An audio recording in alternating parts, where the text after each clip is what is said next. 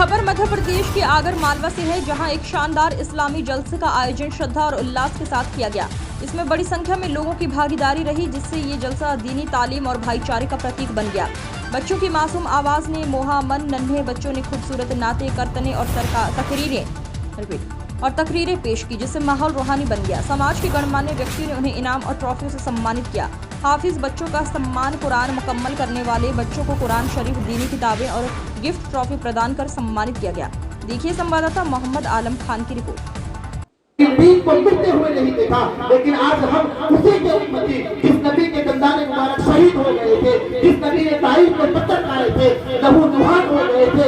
हज़रत नौमान बिन साबित फरमाते हैं, नौमान बिन बशीर रज़ियल्लाहु तआला अन्हु फरमाते हैं कि अल्लाह के नबी ने फरमाया कि जितना दीन के खातिर, इस्लाम के खातिर मुझे सताया गया, मुझे मारा गया, किसी नबी को ना मारा गया, लेकिन इतनी तकलीफ बर्दाश्त करने के बावजूद भी आज उसी नबी के दीन का जनाजा निकल रहा है।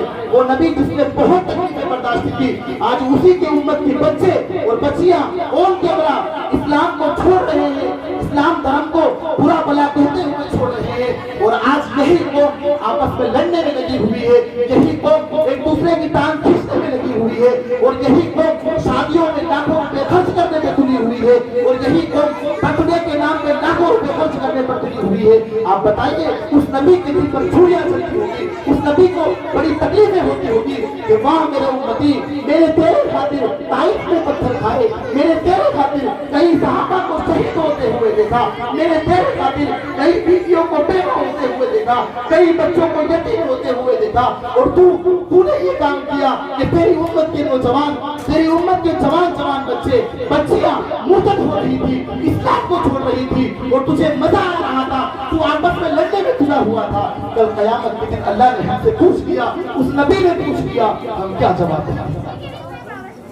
मेरे भाइयों, बहुत ज्यादा सोचने की बात है, बहुत ज्यादा गौर करने की बात है कि जिस नबी ने इतनी तकलीफें बर्दाश्त की, जिस नबी ने इतनी अज़ियतें बर्दाश्त की, 70 सहाबा एक जंग के अंदर शहीद हुए, हाफिज़ कुरान सहाबा शहीद हुए।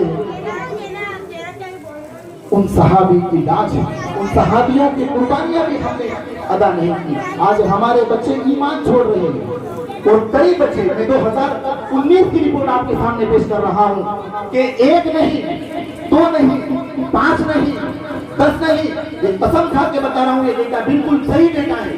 50 नहीं, 100 नहीं, 1000 नहीं, 10,000 नहीं, 1 लाख नहीं, कई लाख बच्चियां 2019 की रिपोर्ट है कि हमेशा के लिए इस्लाम छोड़ चुकी है।